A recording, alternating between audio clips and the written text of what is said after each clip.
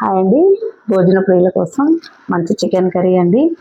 చాలా టేస్టీగా ఉంటుంది. దీనికోసం ఒక పెద్ద సైజు ఉల్లిపాయ అండి, అల్లం వెల్లుల్లి అండి తగినంత, 3 చిన్నవి అండి టమాటాలు, కొంచెం చిన్న ముక్క కొబ్బరి, చెక్క ముక్క 1 అంగుళం అండి, 6 లవంగాలు, 5 యాలకులు, 1/2 స్పూన్ గసగసాలండి, ఒక 2 స్పూన్ల ధనియాలు. మూత పెట్టి మెత్తగా పేస్ట్ చేసుకొని, చాలా మెత్తగా చేయాలండి, గసగసాలు నలగాలి. ఇప్పుడు కడాయిలో 2 టేబుల్ స్పూన్ ఆయిల్ పోసి ఈ ముద్ద అందులో వేసి నూనెలో బాగా వేయించాలండి. మంచి గోల్డెన్ బ్రౌన్ కలర్ వచ్చే వరకు మంచిగా కలిపి 1 నిమిషం పాటు మూత పెట్టుకోవాలి. ఒక 3 పచ్చిమిరపకాయలండి చిన్నగా తరగాలి, 1 రెమ్మ కరివేపాకు, కొద్దిగా పుదీనా, 1 గుప్పెడు మెంతాకు, కొంచెం కొత్తిమీర వేసి మంచిగా కలిపి పసుపు వేసుకోవాలండి, చిన్న స్పూను.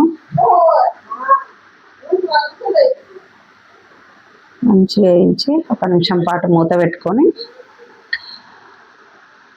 ఈ మసాలాలో ఈ దగ్గరికి కూరలాగా చేసుకోవచ్చు, ఫ్రై చేసుకోవచ్చు. చికెన్ అండి, కొంచెం నీళ్ళు ఎక్కువ వేసుకొని పులుసు లాగా కూడా చేసుకోవద్దు అండి. ఈ మసాలా చాలా బాగుంటుంది. ఉప్పు అండి తగినంత, మంచిగా కలిపి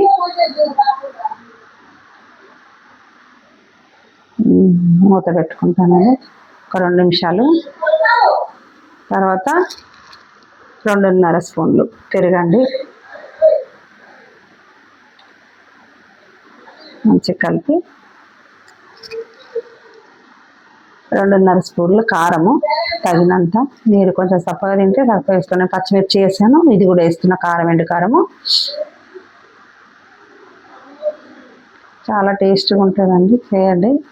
తగినంత వేసుకోండి కారం. కొంచెం దగ్గరికి అయిన తర్వాత మంచిగా అట్లా నూనె తేలాలి. తేలిన తర్వాత వేడి నీళ్ళే పోస్తానండి నేను, వేడి నీళ్ళు పోయండి బాగుంటుంది. ముక్క మునిగే వరకు పోసుకున్నా. నేను కొంచెం దగ్గర కర్రీ లాగానే చేయాలనుకుంటున్నా, పులుసు లాగా కాదు, ఫ్రై లాగా కాదు. దగ్గరకు వచ్చిందండి, కూర అయిపోయింది. మంచిగా 1 గుప్పెడు కొత్తిమీర వేసుకొని చూడండి, ఇంట్లో ట్రై చేయండి, చాలా బాగుంటుంది. కొంచెం కొత్తిమీర వేస్తున్నానండి పైన. అంతేనండి, చాలా బాగుంటుంది, టేస్టీగా. ఇంట్లో చేసుకొని తినండి. నాకు కామెంట్ బాక్స్లో పెట్టండి ఎలా ఉంది చికెన్ అని. చాలా టేస్ట్గా ఉంటుందండి, ఇలాగే చేయండి. కాకపోతే కొంచెం టైం పడుతుంది, మసాలా కొద్దిగా ఒక 10 నిమిషాలు వేయించాలి. చాలా టేస్ట్గా ఉంటుందండి. కాలుతుంది బాగా. రండి భోంచేద్దాం.